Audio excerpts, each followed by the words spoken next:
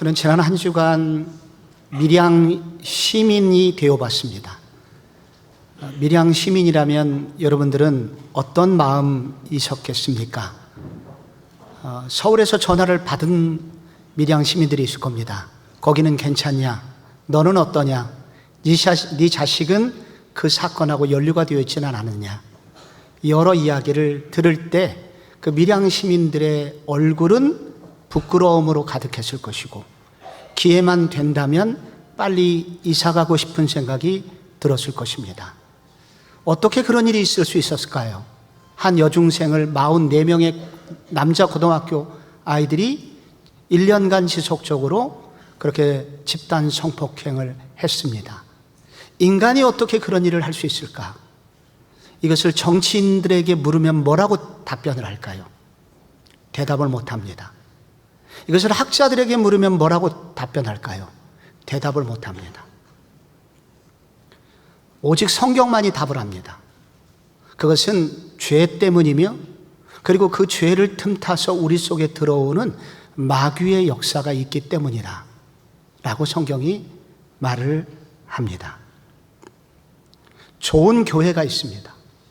세상에, 지구에 이렇게 좋은 교회가 또 있을까 싶은 교회가 서울 시내에 있었습니다. 그런데 그 교회에 어느 날 갑자기 싸움이 벌어졌고, 그 싸움은 밖으로 흘러나가게 되었고, 언론은 매일 그 교회를 걱정하게 되었습니다. 그 많은 성도들 절반이 떠나게 되었고, 그 교회의 영향력은 급속히 떨어지게 되었습니다. 제가 이전에 있었던 교회 얘기입니다. 우리 부목사들이 교회를 보는 눈이 좀 예리하거든요. 그럼에도 불구하고 세상에 이렇게 좋은 교회가 있을까?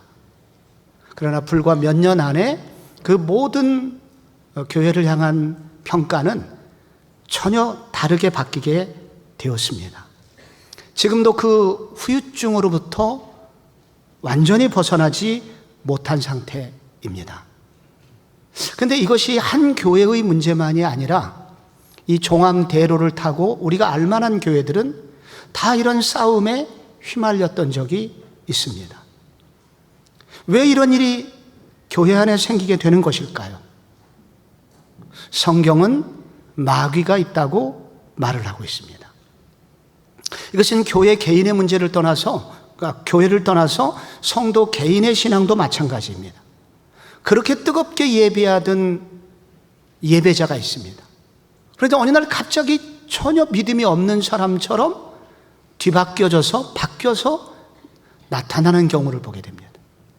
한때 그렇게 기도하고 그렇게 예배하는 사람처럼 보였던 그가 어느 날 갑자기 다른 얼굴이 됩니다. 왜 그런 일이 생기게 될까요? 성경은 마귀의 존재가 있음을 말하고 있습니다. 우리가 지금 읽었던 구절, 에베소서 6장 10절에 이렇게 시작합니다. 끝으로 너희가 주 안에서와 그의 힘의 능력으로 강건하여 지고, 여기 끝으로라는 단어는 이제부터 본격적으로 말하면 이라는 의미입니다. 일반적으로 우리가 끝으로 그러면은 나 그동안 얘기해왔던 것이 한 가지 빠진 게 있는데 참 끝으로 내가 한 가지만 더 할게. 그리고 그동안 해왔던 얘기 그냥 요약하는 단어가 끝으로입니다. 근데 여기에 쓰인 끝으로는 전혀 다른 뜻입니다. 그동안 해왔던 이야기는 사실 지금 하려는 얘기 때문이야. 그런 끝으로입니다. 우리는 지금 에베소서 6장을 함께 말씀을 들어왔습니다. 1장부터 3장까지 우리가 누구인가, 세상으로부터 하나님의 은혜의 손길로 다 부름받은 사람들, 우리가 구원받은 사람이 되었다는 것입니다. 그런데 우리만 구원받은 게 아니라 이방인들도 구원받았고, 그래서 교회라는 것을 이루게 되었다는 것입니다. 이 놀라운 은혜의 공동체가 교회라는 것입니다. 그런데 4장부터 이제 나머지 6장까지, 그렇기 때문에 그 놀라운 은혜의 성도들, 은혜 받은 성도와 교회는 어떻게 살아야 되냐, 그에 걸맞게 살아야 된다고 말씀하고 있습니다. 그런데 그 그리스도인답고 교회답게 사는 것에서 그 에베소서가 가장 힘주어 강조하고 있는 것은 하나됨입니다. 교회의 하나됨, 주도 하나요? 믿음도 하나요? 성령도 하나요? 하나가 되라는 것입니다. 이 하나됨의 아름다운 그 관계의 하나됨이죠. 성도들이 하나가 되라는 것입니다. 하나가 되어서 하나님 나라의 비전을 이루는 일에 집중하라. 근데 교회에서만 머물지 말고 그것이 안방으로 흘러가야 되고 건너방도 바꿔야 되고 일터도 바꿔야 됨을 말하고 있습니다. 그런데 끝으로, 오늘 이 단어 끝으로는 그런데 꼭 기억해야 될 일이 있습니다. 그것은 이 모든 하나됨을 한 방에 무너뜨리는 세력이 있습니다. 아무리 좋았고 아무리 과거에 은혜로웠어도 한 방에 우리를 무너뜨리고 우리의 신앙을 완전히 파괴시킬 만한 엄청난 세력이 있습니다. 이거 모르면 신앙생활은 헛것입니다. 그런 의미에서 끝으로인 것입니다.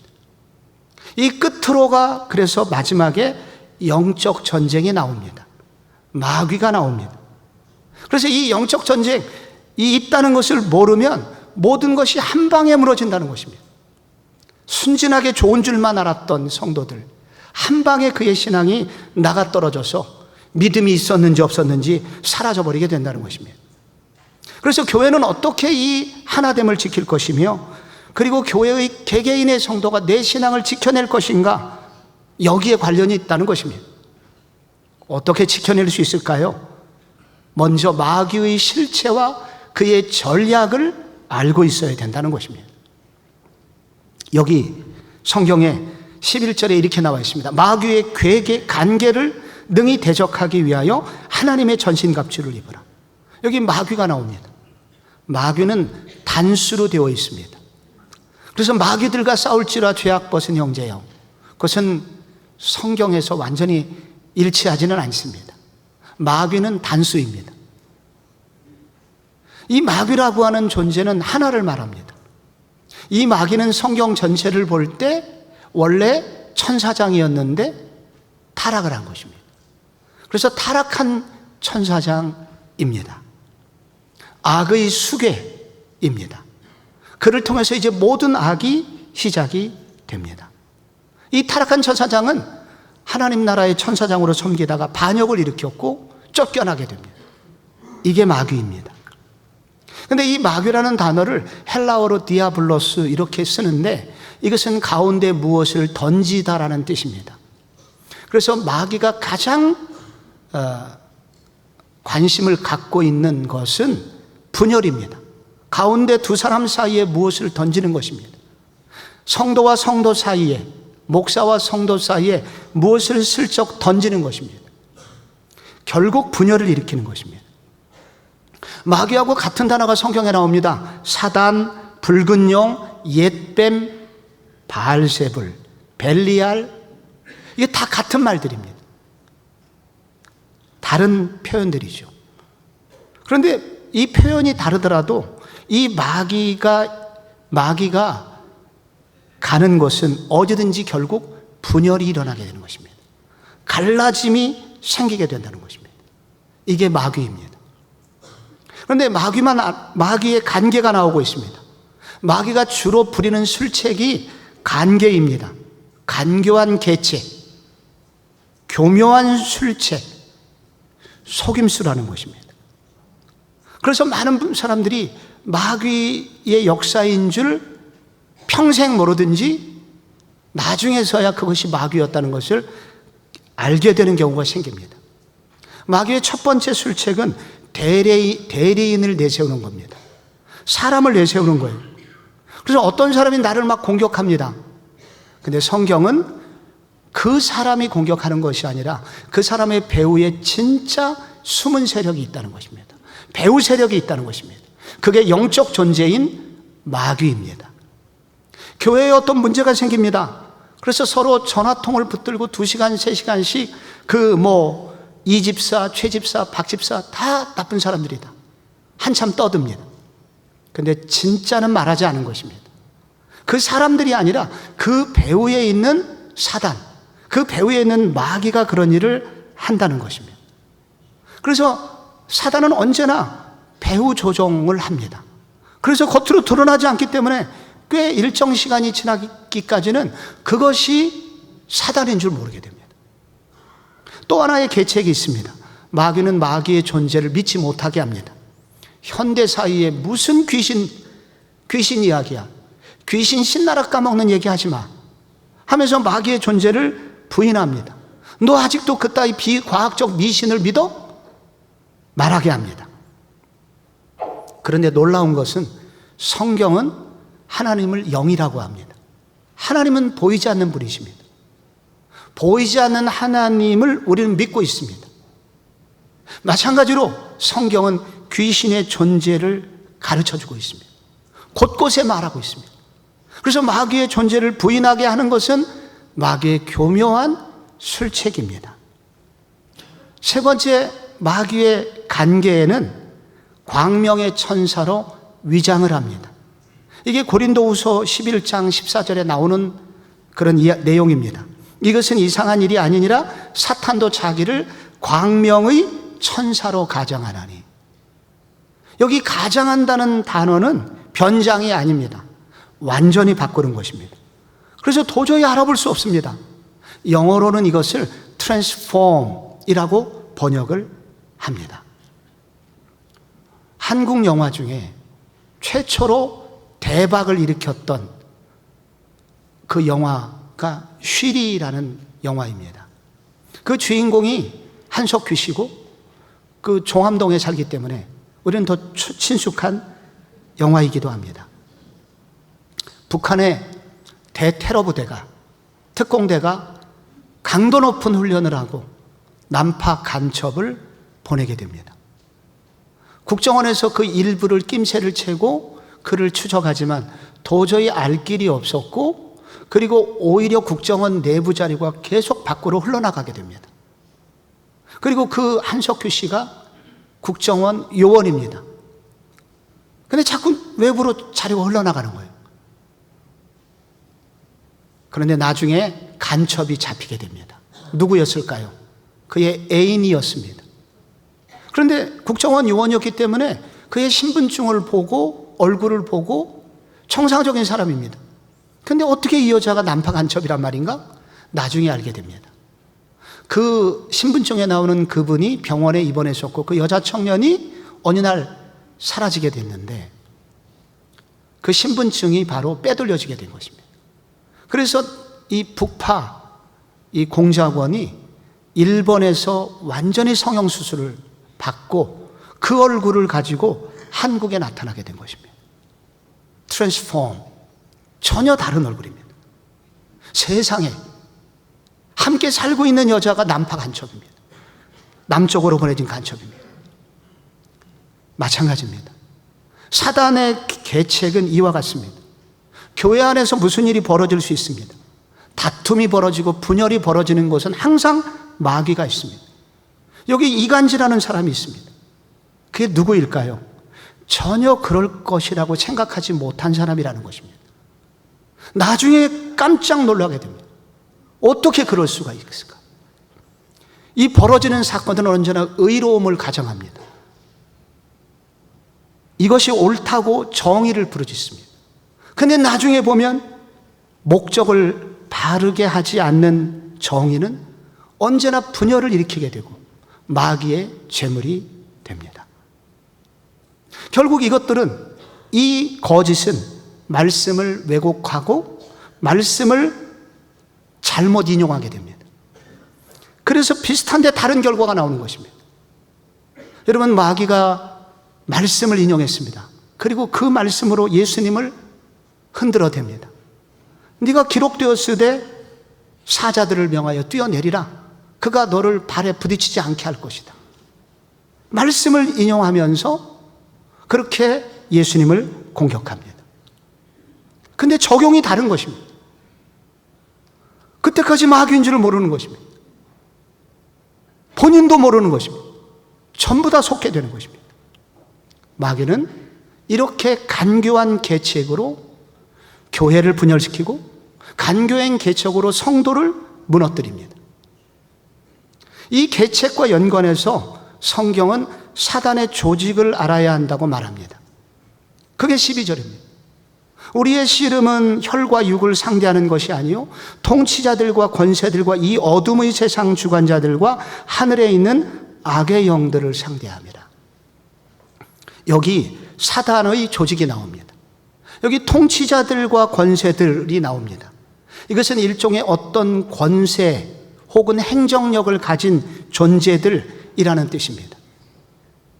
지나간 2000년 교회 역사에서 이 부분에 대한 많은 해석이 있어 왔습니다. 그래서 이 부분에 대한 정확한 해석은, 일치된 해결은 아직 없습니다.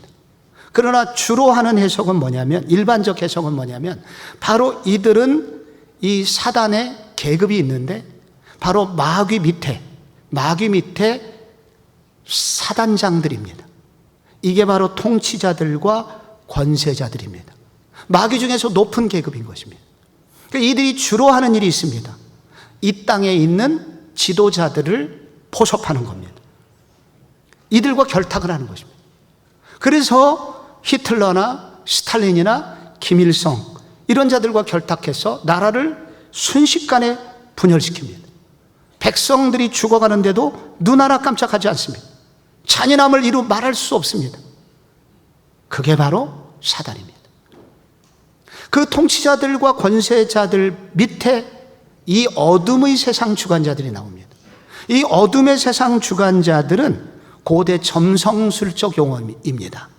이 단어는 이 별들을 관찰하면 별들이 인간의 운명을 믿는다고 그렇게 점성술자들은 그렇게 믿고 있었죠. 오늘날로 말하면 어떤 철학을 가진 자들, 무당들을 의미합니다. 이들은 인간의 정신세계 가치관을 혼란에 빠뜨립니다. 잘못된 세계관을 심어줍니다. 그래서 그리스도인들을 전혀 다르게 생각하게 만듭니다.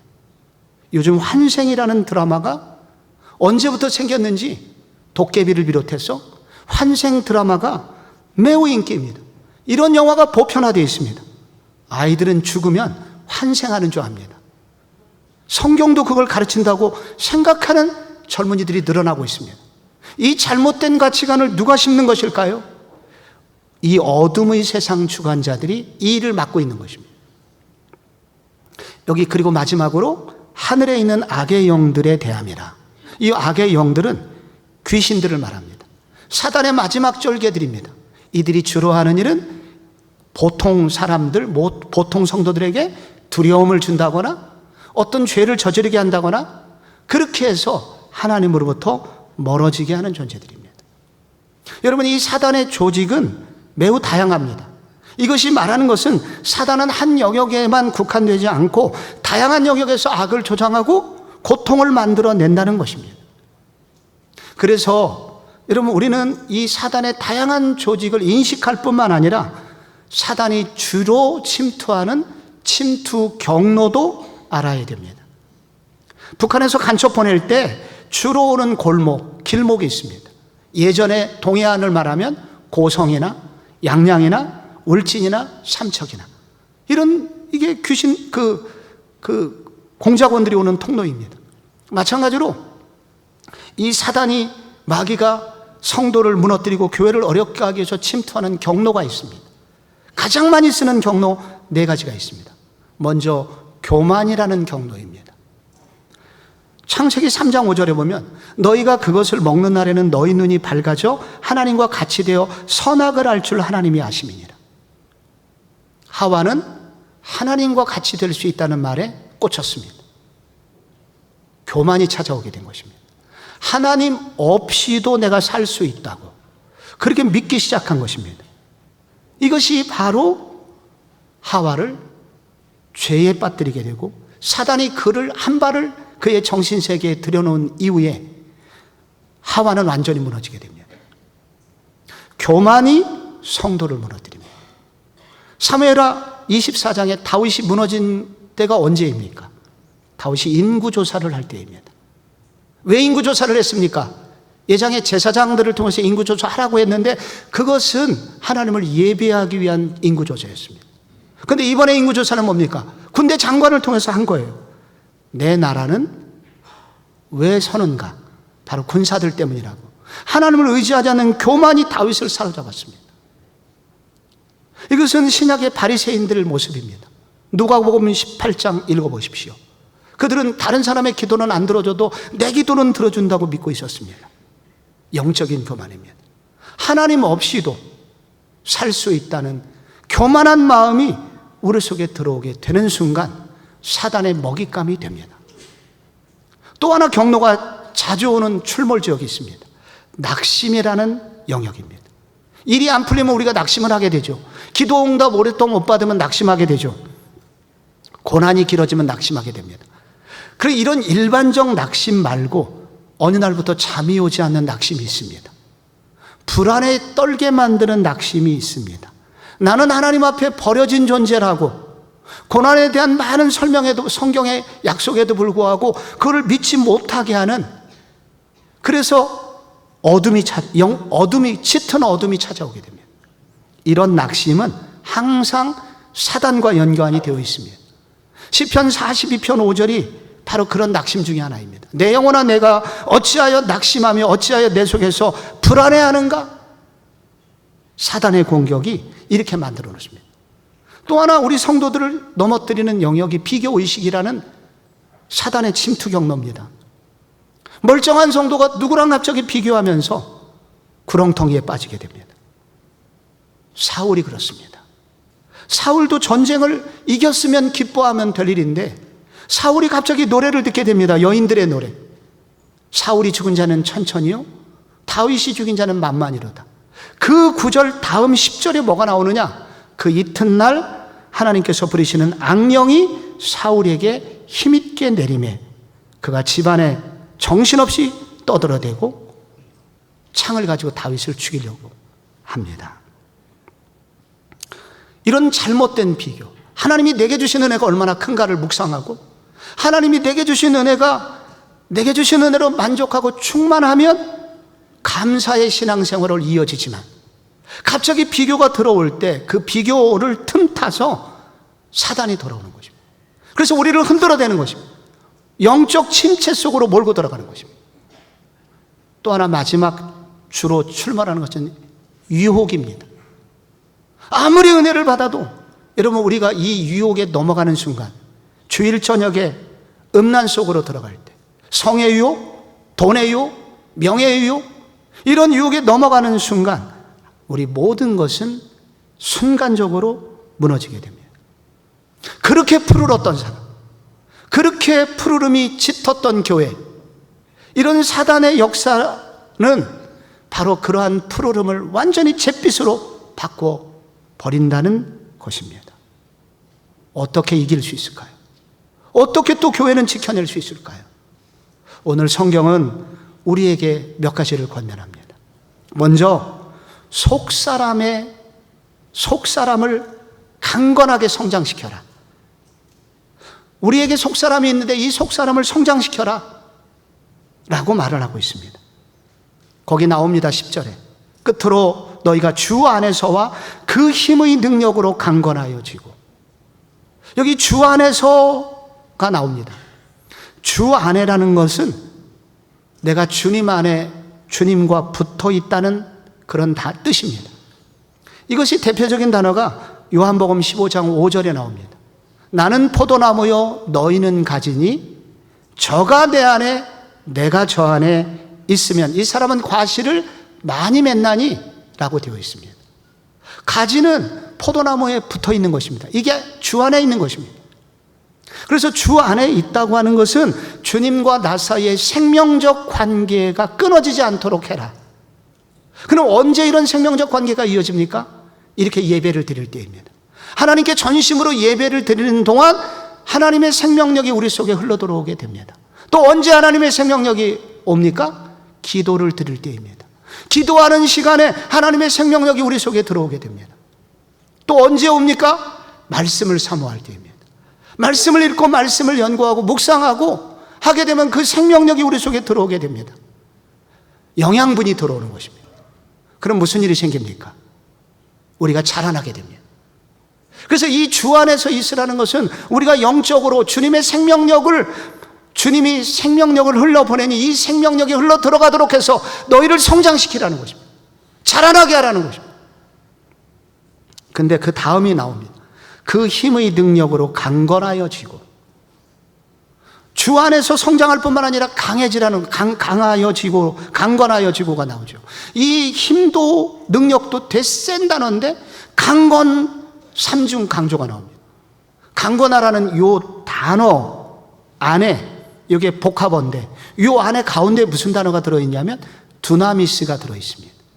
두나미스, 여기서 다이나마이트가 나왔습니다. 성령의 능력을 말하는 것입니다. 이 성령의 능력은 무슨 역할을 할까요? 이 성령의 능력은 무슨 역할을 하냐면 에베소서 3장 16절이 말하고 있습니다. 그의 영광의 풍성함을 따라 그의 성령으로 말미암아 너희 속사람을 능력으로 강건하게 하시오며. 예수 믿는 사람은 다 우리의 속사람이 있는 것입니다. 겉사람의 얼굴과 나이와 상관없이 우리 속에 예수 믿는 우리 속에는 속사람이 들어있습니다. 근데 우리 속에 속사람은 어린아이가 있고 중학생, 고등학생, 성년이 있는 것입니다. 나이가 들수록 우리의 속사람이 성장하면 성장할수록 힘이 생기게 되고 도전을 막아낼 수 있는 힘이 됩니다. 이게 성령의 능력이 하시는 역할입니다. 성령의 능력을 계속 의지하고 주 안에서 생명력을 공급받고 성령으로 우리의 속사람을 강하게 한다는 것은 도전을 막아낼 수 있는 힘이 성령으로부터 주어지니 그 성령을 의지하기를 반복해라. 그렇게 되면 내면의 속사람이 강해진다는 것입니다. 세진다는 거예요. 우리는 지난 코로나 기간 4년 동안 왜 어떤 사람은 금방 쓰러지고 왜 어떤 사람은 다시 건강하게 회복되어 돌아올 수 있었는가를 알게 되었습니다. 바이러스를 누가 막을 수 있습니까?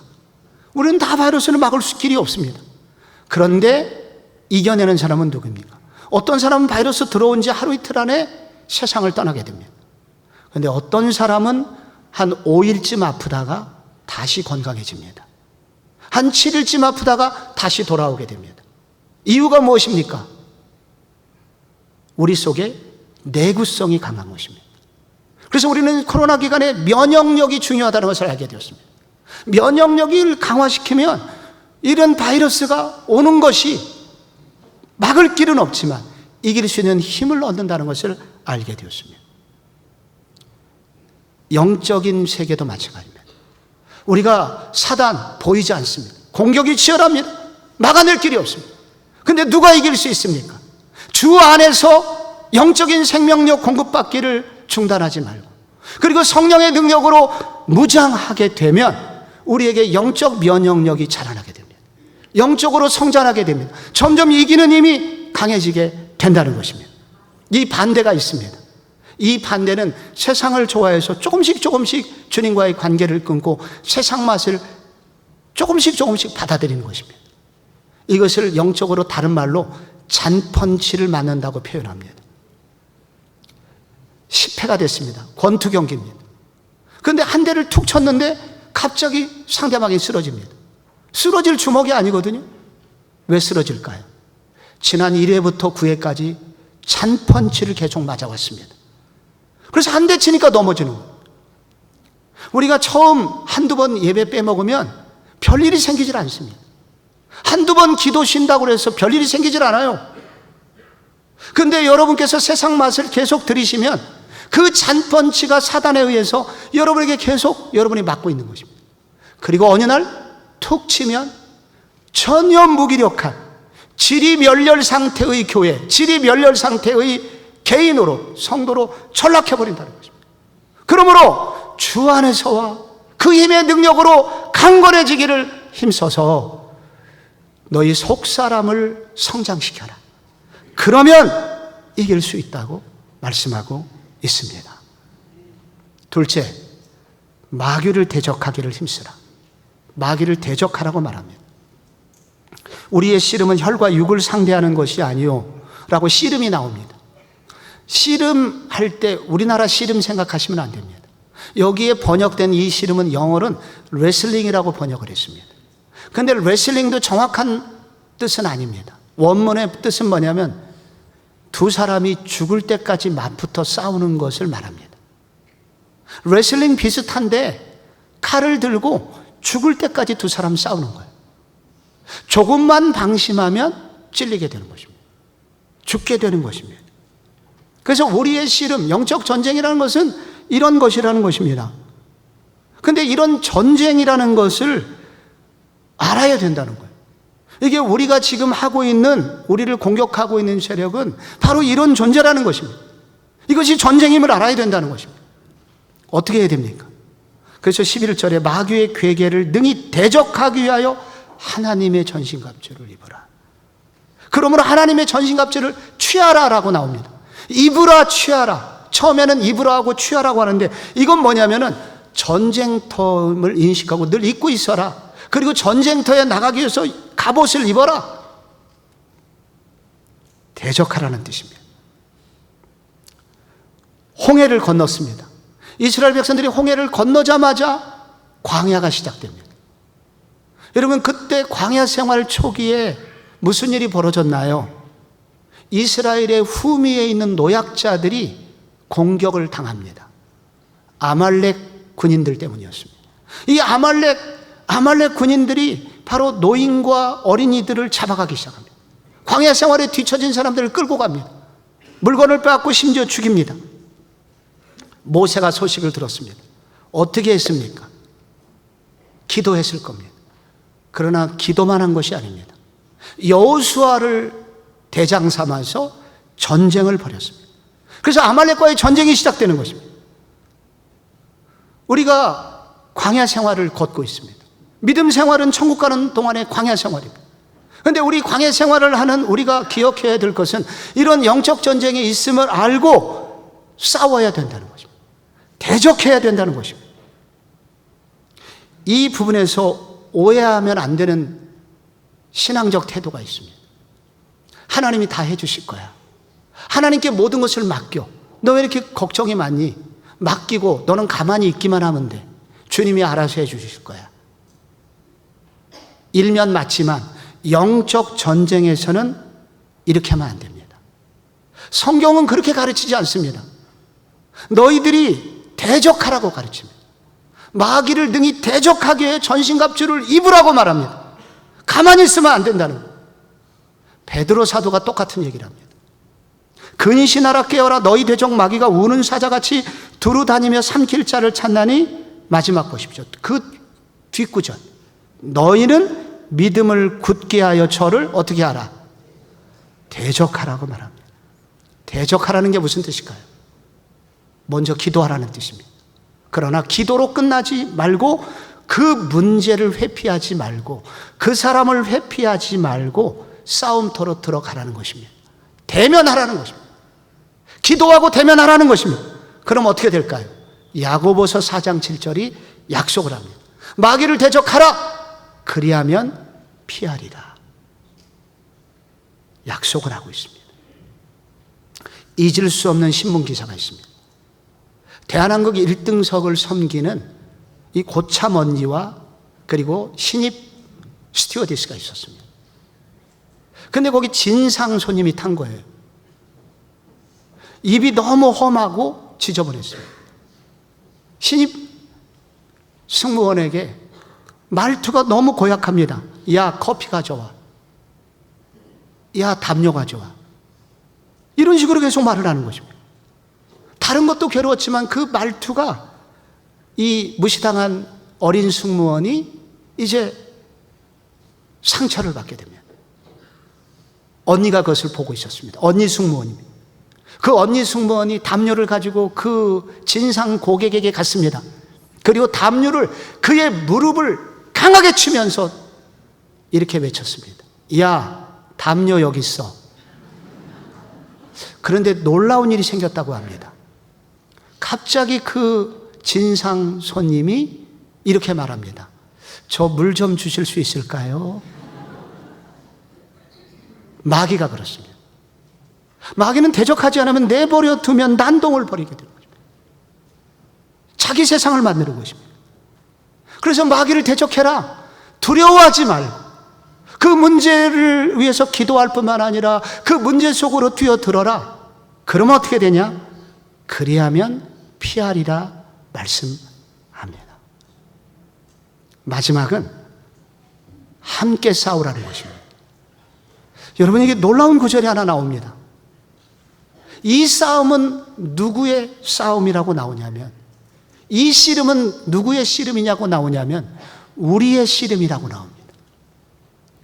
나의 씨름이라고 나오지 않아요. 성도 개인의 씨름이라고 나오지 않습니다. 우리의 씨름은 혈과 육을 상대하는 것이 아니다. 우리의 씨름이 중요합니다. 사단과의 전쟁이 끝도 없어요. 아니, 목사님 그렇게 치열하면 누가 이길 수 있습니까? 우리 모두 쓰러지지. 근데 너무 다행인 것은 뭐냐면은 이 싸움이 우리의 싸움이기 때문에 이길 수 있습니다. 여기 우리의 싸움이라는 것은 무슨 뜻일까요? 주님과 내가 하나가 돼서 하는 싸움이라는 뜻입니다. 그리고 곧 교회와 함께 그래서 싸우는 싸움이라는 것입니다. 우리의 대장이 되신 그리스도와 우리 교회가 함께 싸우는 싸움입니다. 그래서 혼자 싸우는 싸움이 아니기에 같이 싸우는 것이기에 첫째, 우리는 외롭지가 않습니다. 왜냐하면 같은 형제 자매 싸움의 동지들이 여기 이렇게 많이 있기 때문입니다. 둘째로, 서로 불침번을 교대로 서면서 쉼을 줄 수가 있습니다. 순장님들이 주로 순원들을 위해서 기도하지만 순장님도 다운될 때가 있습니다. 그때 순장님 좀 쉴 때 순원들이 기도를 해줍니다. 그래서 그 사랑방 공동체가 살아나게 되는 것입니다. 목사도 교인들을 위해서 많이 기도합니다. 그러나 목사들도 지치고 쓰러질 때가 있습니다. 그때 성도들이 기도를 합니다. 그래서 둘이 하나가 되어서 함께 싸우기 때문에 교대로 싸움을 지속하기 때문에 다 이길 수 있다는 것입니다. 이것을 성경은 아론과 훌의 법칙이라고 합니다. 모세가 기도를 하면 그 전쟁이 이겼고 모세가 손을 내리면 졌는데 모세는 인간이기에 손을 내릴 수밖에 없었습니다. 그때 아론과 훌이 있습니다. 한 팔은 아론이, 한 팔은 훌이 잡아줍니다. 그래서 모세가 해가 지기까지 손을 내리지 않으므로 그 전쟁에서 이겼다고 합니다. 바로 이 아론과 훌과 이 모세의 관계, 이 승리의 삼겹줄인 것입니다. 이런 승리의 그 공동전선을 함께 이루게 될 때 전쟁은 이길 수 있습니다. 아프리카 밀림에서 가장 잡아먹기 힘든 동물이 있습니다. 얼룩말입니다. 얼룩말은 항상 떼지어 다닙니다. 사자가 나타나면 스크럼을 짭니다.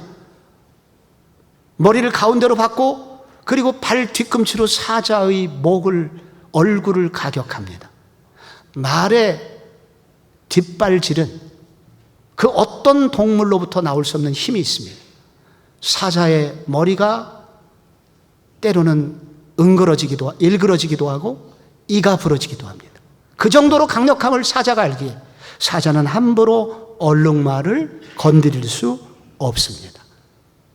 우리가 그렇습니다. 성도가 함께 하나가 되어서 기도할 때, 함께 하나님의 비전을 가지고 뭉쳐서 갈 때 사단은 결코 교회를 이길 수 없습니다. 작년 2023년 4월 7일 부활 이 성금요일을 앞두고 있었습니다. 이날 저희 교회 제이크로스 이 선교단에서 부활절 우리 특집으로 저희 교회에서 예수라는 드라마를 준비하고 있었습니다. 그런데 우리만 공연을 앞두고 있었던 것이 아니라 영락 농인교회도 주일날 부활절 오후에 초대를 이미 받아놓고 있었습니다. 여러 교회가 그 예수라는 드라마를 기다리고 있었던 것입니다. 그런데 그 일을 위해서 75일 동안 이 선교단에서 2달 반 이상을 치열하게 연습을 했습니다. 그런데 개봉 4일을 앞두고 로마 군병 역할을 맡은 한 집사님께서 한남대교회에서 차 안에서 쓰러졌습니다. 큰일이 벌어지게 된 것입니다. 그리고 메인 연기자 중에 한 분의 어머니가 장례를 앞두고 있다는 급한 소식을 듣게 되었습니다. 그래서 여러 공격을 받게 되었습니다. 그 이야기가 목회자들에게 들어왔고 중보기도단에 그 소식이 타전되었고 그리고 함께 새벽마다 그 문제를 놓고 기도하였습니다. 어떻게 되었을까요? 그날 당일날 성금요일날 저는 그렇게 많은 성도들이 우리 교회 본당에 온 적이 없습니다. 가장 많은 성도들이 운집한 가운데 그날 많은 사람이 그 예수의 드라마를 보면서 감동했을 뿐만 아니라 누군가를 초대했을 때 예수 믿는 사람도 생기게 되었습니다. 주일날 오후에 영락 농인교회는 정말로 눈물 범벅이의 예배가 되었습니다. 완벽하게 공연이 끝난 것입니다. 어떻게 끝날 수 있었나? 여러분, 이 한남대교에서 쓰러지신 집사님은 마지막 쓰러지기 직전에 다행히 회사 직원에게 전화를 해서 내가 이런 상태라고 말을 했는데 다행히 그것이 119로 연결이 되었고 금방 조치가 되어서 과로 판정을 받고 하루 만에 퇴원을 하게 됩니다. 그리고 시어머니는 교구 목사님의 신방을 받고 예수를 영접하는 기도를 하고 그도 좋아져서 일반 병실로 옮겨지게 되어서 모든 공연은 정상적으로 진행되었습니다. 그날 그 공연에 참여했던 또 다른 로마 군병 어떤 집사님께서 이렇게 고백했습니다. 저는 이 연극을 통해서 다시 태어났습니다. 영적으로 거듭남을 체험하게 되었습니다. 놀랍게 이분은 목사 아드님이셨습니다. 놀라운 영적 변화를 그날 경험하게 될 수 있었던 이유는 어디에 있었나? 함께 싸웠기 때문에 가능했습니다. 영적 전쟁은 치열합니다. 우리를 넘어뜨리려고 하는 세력은 있습니다. 그러므로 성도 여러분, 영적 전쟁에 깨어있기를 바랍니다. 맞설 수 있는 용기를 얻으시기를 바랍니다. 혼자 싸우지 말고 함께 싸울 수 있는 지혜가 여러분에게 있기를 축복합니다.